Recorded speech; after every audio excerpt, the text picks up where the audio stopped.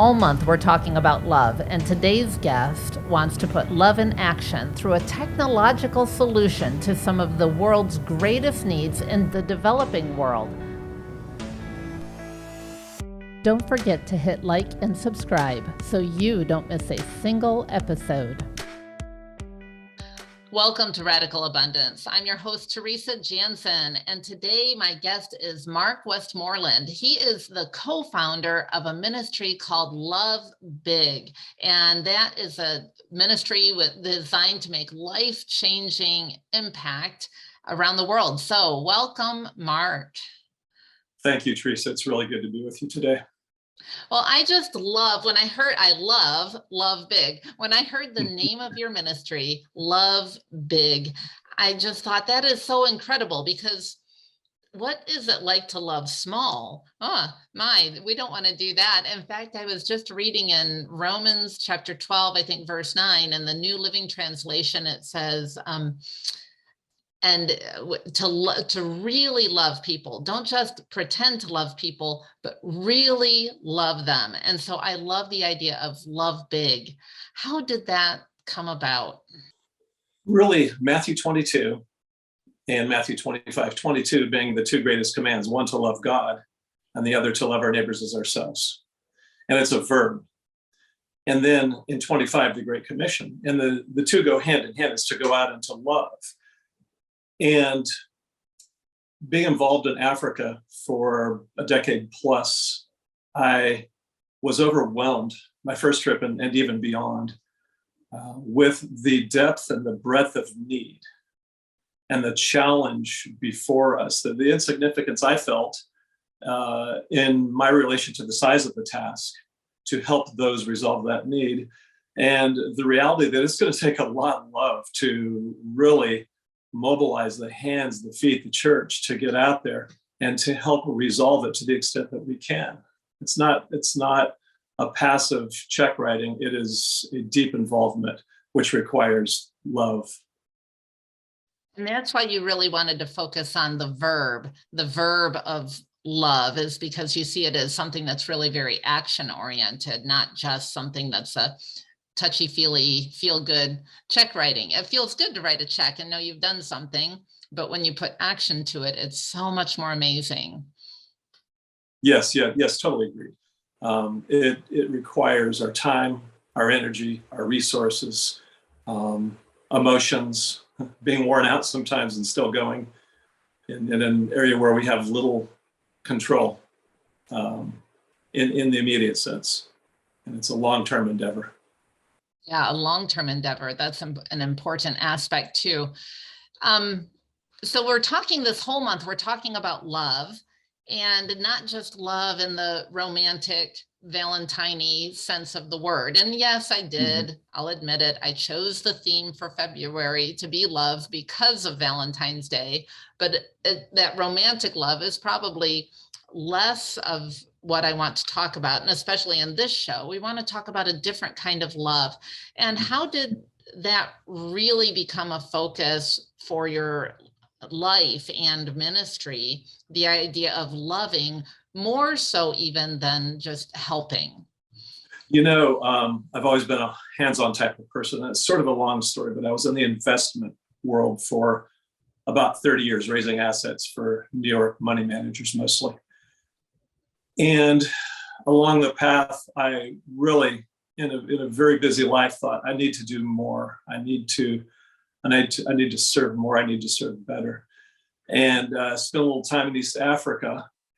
And again, as I mentioned earlier, just being completely overwhelmed by it and being an action type of person, I thought, wow, there's a lot that needs to be done. I'm really not sure what it is. It's so much bigger than me, but the only way I'm going to know is to dive in headfirst and get involved. But really, it was the magnitude of the task at hand relative to the amount of work I was doing and the realization that, it's going to take some serious work if I'm going to really put to action where my heart is. And that was to really helping communities in need resolve these issues, not just resolve them, but put something in place that's going to last and that's going to even enable them to transform into something that's missional versus just waiting around for the next humanitarian organization come along and provide the next means of support.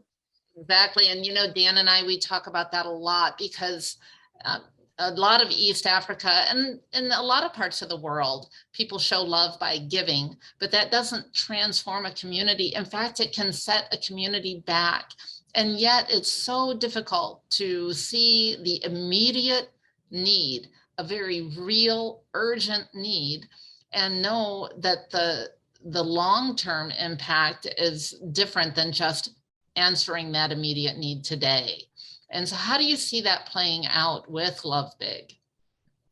That's a good question. And the giving is a real critical part of this, right? And it's from the heart, and we need that.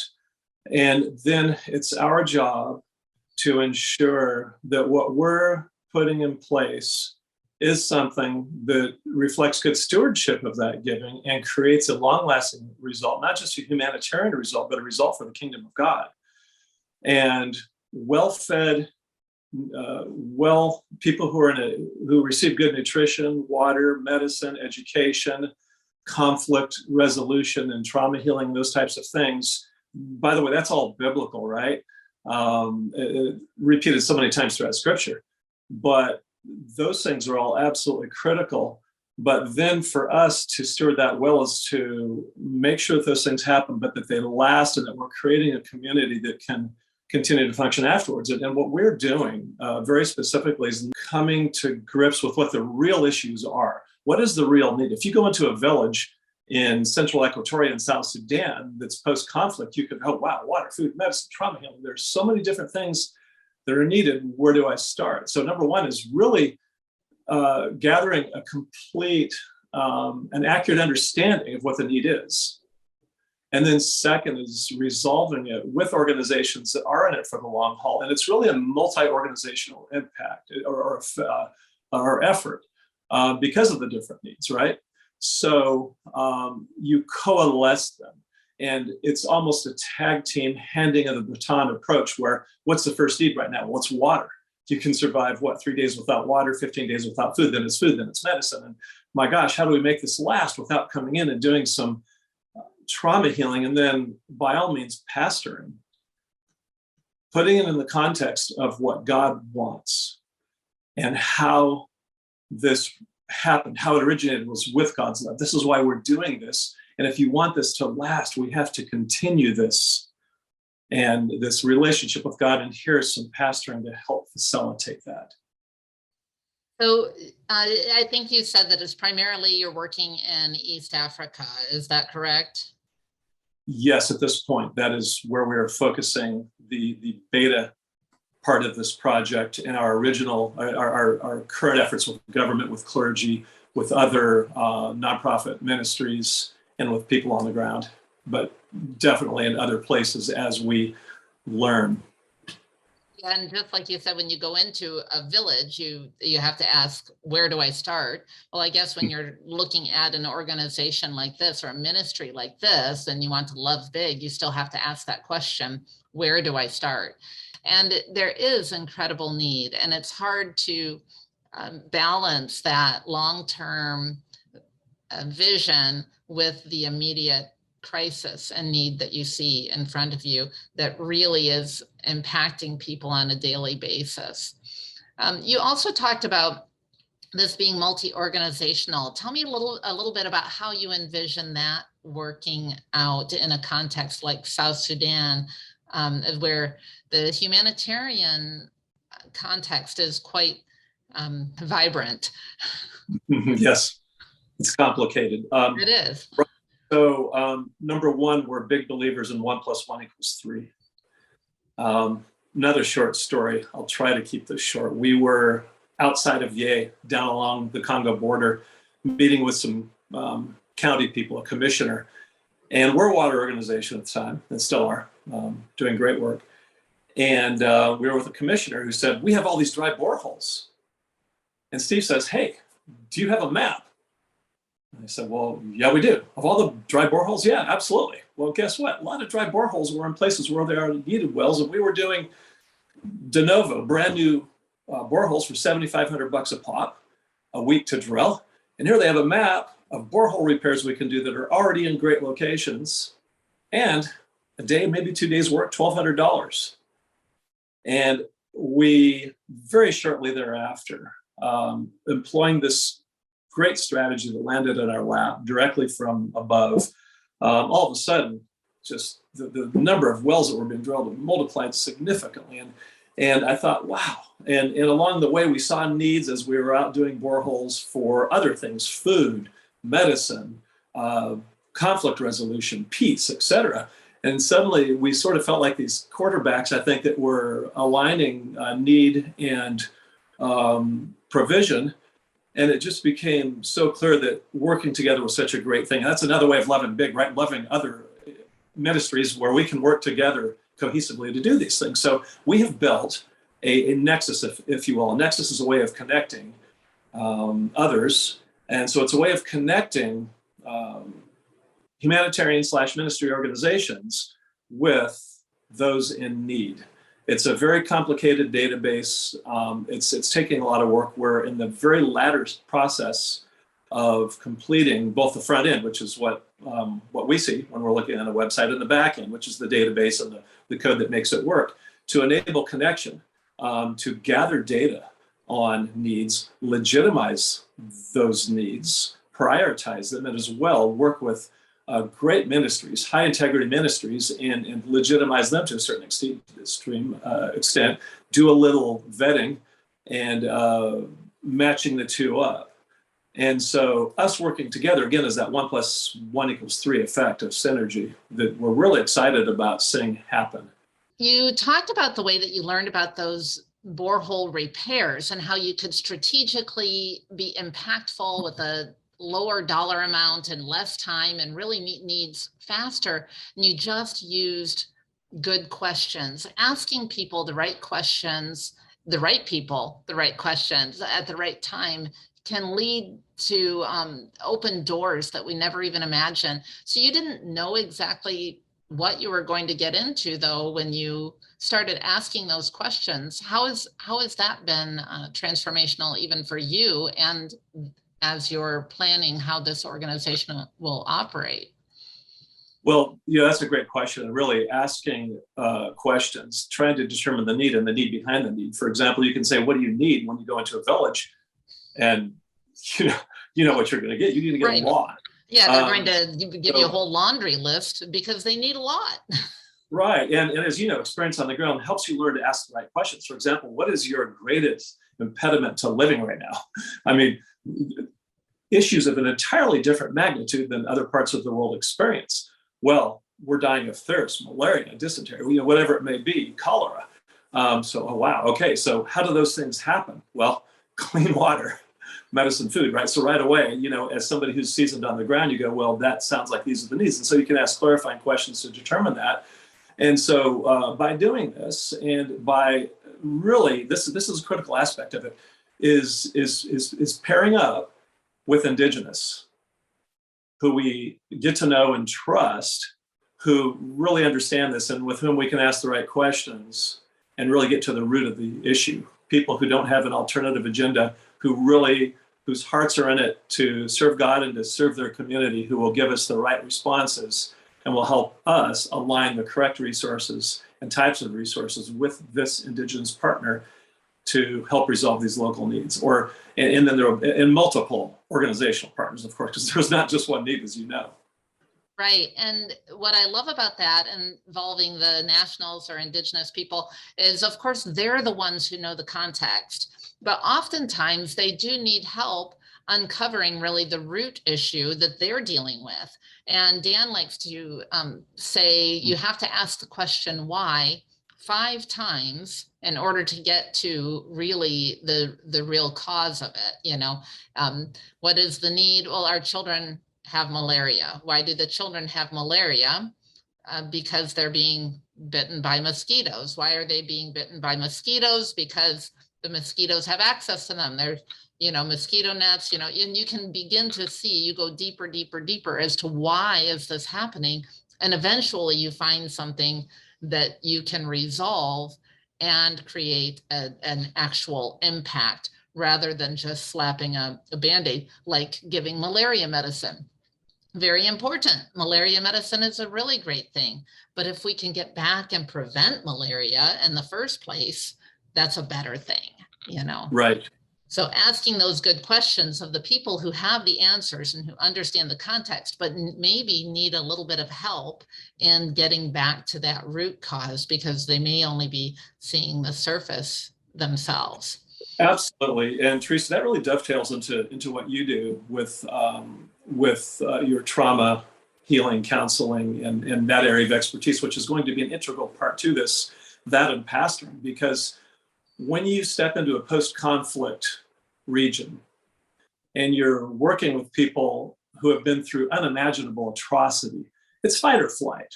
So the response that you're going to get is going to be geared toward, quick, we need to fix, I need water, I need food, I need medicine, we've got malaria, we've got cholera. And so that's why it takes time. That's why it takes indigenous partnership. That's why it takes people who are seasoned and have a really adept understanding of what's going on, what's behind these, what's the need behind the need, what's the cause behind what we're seeing on the surface. And that's why you have to take a holistic approach. That's why we so badly need to find quarterbacks and people who are willing to coalesce around these needs, because I don't bring the solution. It's people working together that brings the solution. And all we are is this nexus. But it's water. Then it's food, nutrition, help, planting, seeding, farming, great agricultural solutions, asking the 5 questions, and then getting deep with what are the issues that created this conflict to begin with, and the trauma that has resulted in dealing with all those things and bringing it full circle, and integrating pastoring and God into the equation so that they're equipped with divine solutions versus something man-made that's not going to last. We're trying to get beyond sustainability here, right? Future generations. You can't tell I'm passionate, right? Right, I know, yeah. This is really exciting stuff, because lives can be changed and generations can be changed. And that's the only way that the cycle is going to be broken. Absolutely. And people are providing resolutions to the immediate problem. And together we're capable of creating an almost indefinite solution, all things employed properly and sustained. You know, one of the other challenges, and I want to hear how you're addressing this too, is that we as human beings, we like to have our thing that we do, maybe something we're really great at and we're known for. And then getting people to work together, that idea of 1 + 1 = 3 is critical. But as humans, so often we want to be a bit territorial and protective and say, this is my area, and I'm sure that I do it better than others. And I want to protect my model. I don't want to let the secrets out. And all of these things come in there. Have you experienced that? And if so, how do you deal with it? Sure, of course, it's human nature. I deal with pride myself. We all do. And, I think that the heart of the ministry and humanitarian community is across the board really, really good. And it's driven by a love for God and a love for others. And so you appeal to that and sort of begin with what could be in mind and at the centerpiece of the discussion. And then all of these people with such great hearts and minds and experience, of course, these are leaders we're talking with, right? And by nature, with the kinds of people who become leaders are those who got kicked out of school for doing things a little bit differently and pushing the envelope and trying out ways of being successful in what they are doing. So really, though, you bring together the commonality of what we're trying to do, and that is establish love-based solutions, God-based solutions to some of the greatest challenges we face in the world. And you can certainly get people to rally around that idea, and they want to be a part of that. It is something bigger than ourselves, and that's what got them in this whole thing in the first place. And then they realize, wow, I'm a piece to a real fabulous puzzle here of people and humans trying to do great things. And wow, if we can change generations to come, that's great. I mean, with that as a centerpiece for a discussion, and we all have to be a part of this, or it's not going to work, it's going to fail. And these conflicts, these wars, this famine, this thirst is going to continue for generation to generation to come. How badly do we want that process to be stopped so we can move on to another region? And everybody's hand is going to go up and they're going to say, absolutely. How do we do this? So Mark, we've talked a lot about the what this looks like, the ideas, the philosophy, the why, but can you give me in a nutshell, not too much technical stuff, but in a nutshell, how you plan to accomplish this Love Big project? We're going to develop partnerships with indigenous friends in the areas that we serve, who are going to help us through a database that we have developed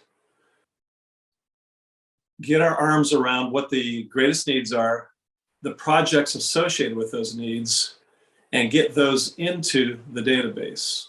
In that same database, we will be assembling information about partner NGOs / ministries, right? And high integrity ministries, high integrity people on the ground.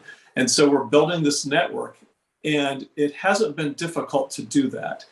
With the connections that we have from being experienced in these places in East Africa where we're doing this, there are great individuals, great organizations who are very highly interested in this project. And so we have begun populating our database, which is the nexus, which is the connection point with a great, it's a good website, if I should say so myself. And there are plenty of things we'll learn to do better. We'll learn that we might not be so great in some areas we think we are, but we're building that out. It's going to be attractive. It's going to have a great user interface. It's going to have a great user experience, a great reporting system by both parties, by both the partner on the ground, the indigenous partner, as well as the organization, reporting up on each project so that we can compare and contrast the two and get a real feeling of what's happening on the ground to help us determine how effective this particular partnership and project is and how accurate our information is. It never ceases to amaze me that in some of the least developed places in the world, the solution is oftentimes very technological. And yet, although there's a lot of technology that goes into this and the database and the website and all of that, what you're talking about, it comes down to something that's very not technological and is very human, and that so the relationships, it's about the relationships and the connections, and that's biblical. Yeah, one of my favorite verses is Ecclesiastes 4:12 that talks about, that how two are better than one, and like you said, 1 + 1 is 3. It's just a more powerful model when we work together rather than being a one-man show or a one organization show. Absolutely, and this really is a unique blend of people and technology, and the information we're getting is all crowdsourced.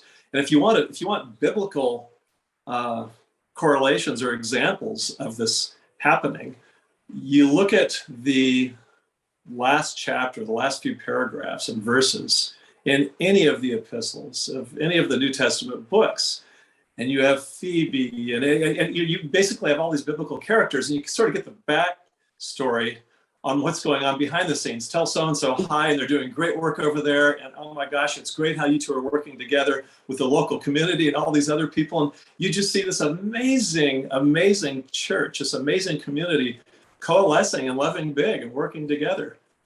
That is a great example. I've always loved those endings of the epistles. When I was in college, I used to sign off my letters with a scripture verse, and it usually was one of those, and give my love to the brothers and type of thing. Give my love to Teresa and Dan on the ground in Juba, pouring out their heart for God.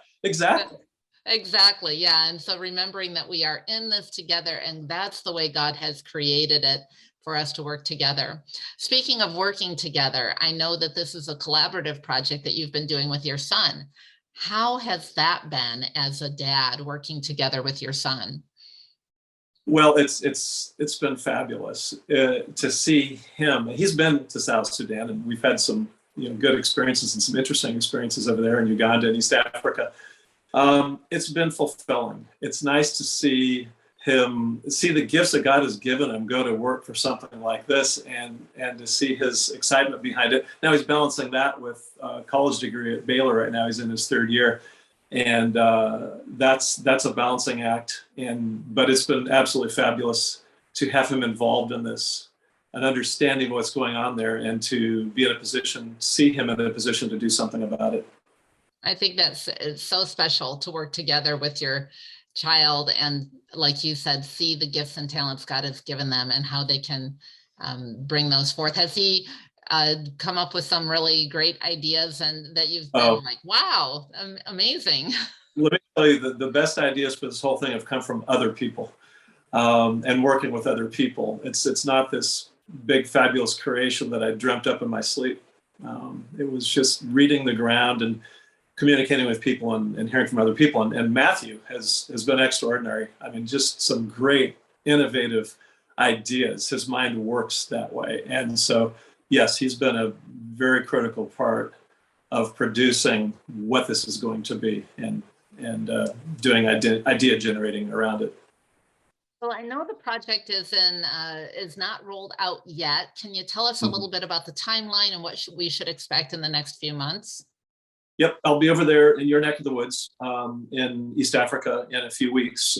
We have spent a good deal amount of time working with government officials and NGOs and people on the ground over the past 8 months. We've been building the technology. We probably have, about 6 to 8 weeks of technology work to do, and then probably 2 years of straightening it out. You know how that goes, 2.0, 3.0, 4.0.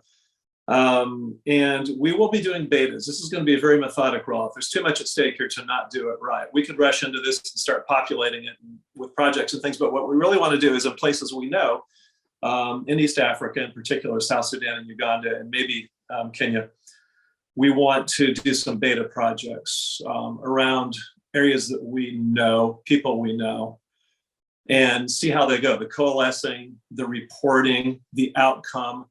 Knowing what the next step is. Okay, we have water, food.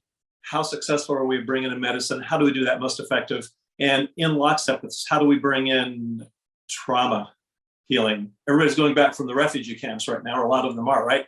Different tribes in the same community who are at each other not long ago. So, how effective are we at showing full circle, at demonstrating beyond sustainability, right? So we have to work those bugs out first. We don't want to just let this thing out there and then all of a sudden we're not doing it right. So we'll do that first, and then we'll look at communities, some in Latin America, South America, and other parts of the world, to try this in different cultures and different settings. And even in the United States, where we'll be doing a few betas here in areas that have been afflicted by certain challenges. Well, I know some of the people who are listening right now are already getting excited about this idea of getting involved in partnerships that make long-lasting impact in the developing world. How can people connect or stay informed and learn more about Love Big? We are lovebig.org, and a humanitarian collective. That's our slogan, because we are a collective. The site will be up in 6 to 8 weeks. Mark, that's great. We'll look for that website to be active in the next few months. And in the meantime, I will put your email address in the show notes so that anyone who wants to make sure that they're on the mailing list and that they're hearing about the rollout of the project can contact you so that they are kept up to date as the project continues. I really appreciate what you're doing, of course, as a person who lives in East Africa and who lives in this incredible context of need all the time, and knowing that the solution is going to be through relationships that glorify God and the church, and how we work together in unity. So thank you for the work you're doing. Do you have any closing remarks for our audience? We're really excited about this, and really excited to roll this out so everybody can see it, and most importantly, see the impact. But I think more than anything, we're excited to see people truly loving big. Humanitarian and ministry organizations coming together as one to create long-lasting solutions, not just in East Africa, but wherever they are needed. And just so excited to share these stories. And we look forward to people tuning in. And just being attuned to our progress and successes that we have going forward for the church and for those in need. Thank you, Mark, for being with us today. And I wish you God's radical abundance of love as you go out and love big. Thanks so much. Thank you, Teresa, and thank you as well.